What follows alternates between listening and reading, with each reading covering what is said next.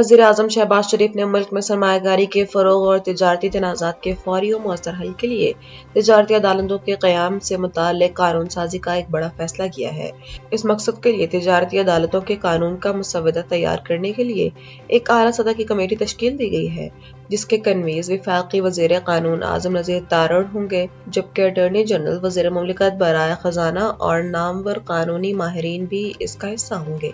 ये committee commercial disputes के मौजूदा निज़ाम का जायजा लेकर तफसीली रिपोर्ट तैयार करेगी और सिंगापुर कन्वेंशन के तहत पाकिस्तान की बैनुल-अक़वामी ज़िम्मेदारियों को मुल्की कानून का हिस्सा बनाने के हवाले से सिफारिशात मुरतब करेगी। वज़ीर आज़म ने सालिसी कानून से मुताल्लिक पेशरफ्त का जायजा लेने की भी हिदायत की है। वज़ारत क़ानून और इंसाफ इस कमेटी को सेक्रेटरियल मुआवनत फराहम करेंगे, जो अपनी हतमी सिफारिशात और रिपोर्ट 45 रोज़ के अंदर वज़ीर आज़म को पेश करने की पाबंद होगी।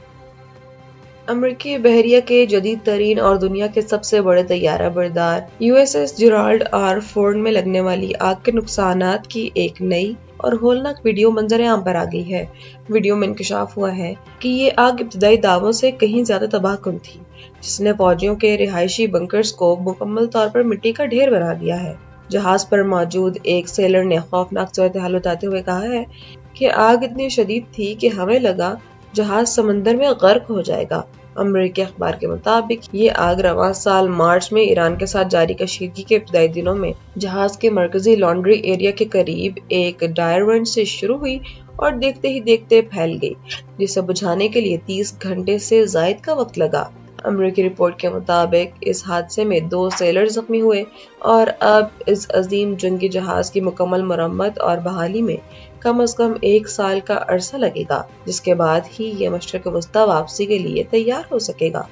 लेबनान और इसराइल के दरमियान तय पाने वाला जंग बंदी का मुआहदा महज चंद घंटों में ही खतरे में पड़ गया, जहां जंग बंदी पर इत्तेफाक के बावजूद इसराइल ने लेबनान पर दोबारा वहशियाना हमले किए। लेबनानी वज़ारत सेहत के जानिब से जारी करदा ताज़ा तरीन बयान के इन हालिया इसराइली फ़िज़ाई हमलों के नतीजे में कम अज़ कम 8 अफराद जाँ बहक और 8 शदीद ज़ख्मी हो गए हैं। वज़ारत सेहत ने तस्दीक की है कि जाँ बहक होने वालों में 3 मासूम बच्चे और 2 ख़वातीन भी शामिल हैं और ये तमाम हमले जंग बंदी मुआहदे के बाकायदा नफाज के बाद किए गए हैं।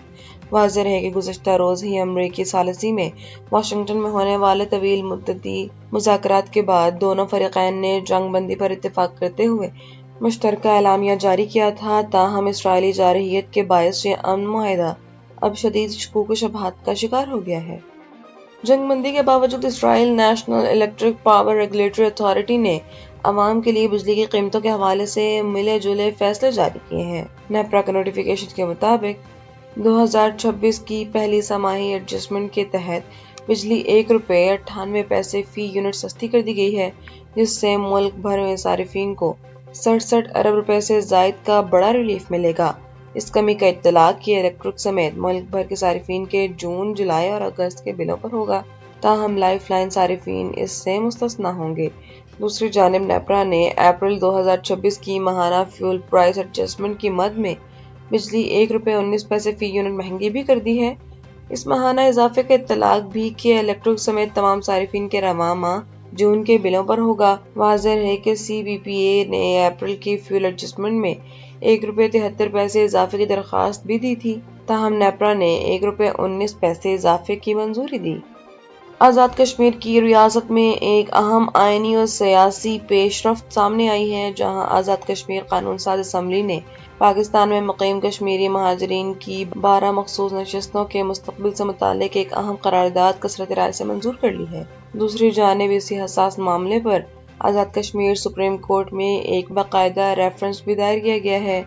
असम्बली में मंजूर की गई करारदाद के मतन में वाज़ेह किया गया है कि कश्मीरी महाजरीन की पार्लियामान में नुमाइंदगी एक मुस्लिमा तारीखी और आईनी हकीकत है, ताहम इंतखाबी अमल में मौजूद पेचीदगियों को दूर करने के लिए इसे तमाम सियासी जमातों के लिए काबिल कबूल बनाने के लिए ज़रूरी आईनी इस्लाहात सिर्फ असम्बली के जरिए ही की जा सकती हैं। करारदाद में इस बात पर जोर दिया गया है कि आईनी इंतखाबी इस्लाहात अवाम के मुंतखब नुमाइंदों का खुसूसी अख्तियार और मैंडेट है, इसलिए ये मामला कानून साज असम्बली पर ही छोड़ा जाएगा और इस मकसद के लिए सियासी जमातों, बार कौंसिल्स, बार एसोसिएशंस, सिविल सोसाइटी और आईनी माहिरीन की मशावरत से एक वसी मशावरती अमल का आगाज किया जाएगा।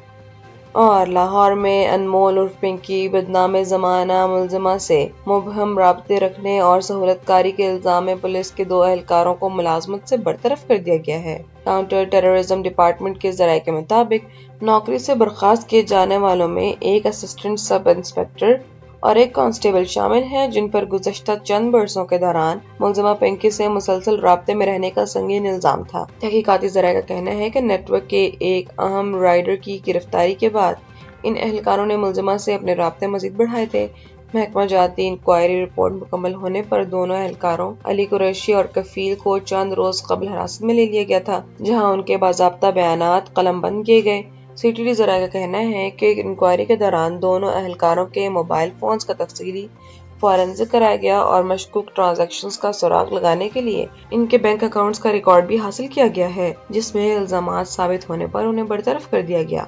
اور ایرانی سپریم لیڈر کے سینئر مشیر محسن رضائی نے انکشاف کیا ہے کہ امریکی صدر ڈونلڈ ٹرمپ تہران پر مسلسل دباؤ ڈال رہے ہیں اور ایران ان کی پیش کردہ تمام شرائط کو تسلیم کرے، جبکہ امریکہ اپنی شرائط کو دانستہ طور پر مبہم رکھ رہا ہے۔ محسن رضائی کا کہنا ہے کہ مذاکرات کے موجودہ مسودے میں کئی تکنیکی ابہام موجود ہیں، جن کی شفاف وضاحت ہونا انتہائی ضروری ہے۔ اس اہم سفارتی پیش رفت سے قبل ایران کے سپریم لیڈر مجتبیٰ خامنہئی نے قوم سے اپنے خطاب میں خبردار کیا تھا کہ دشمن قوتیں ایران کے اندرونی معاملات میں مداخلت کر کے اختلافات پیدا کرنے کی سازشیں کر رہے ہیں۔ بانی انقلاب ایران آیت اللہ روح اللہ خمینی کی 37ویں برسی کے موقع پر اپنے خصوصی پیغام میں مجتبیٰ خامنہئی نے واضح کیا ہے کہ دشمن کو میدان جنگ میں تو عبرتناک شکست ہو چکی ہے، لیکن اب وہ معاشی اور نفسیاتی حربوں کے ذریعے ہی ایرانی عوام کی ہمت اور استقامت کو کمزور کرنے کی ناکام کوششیں کر رہا ہے۔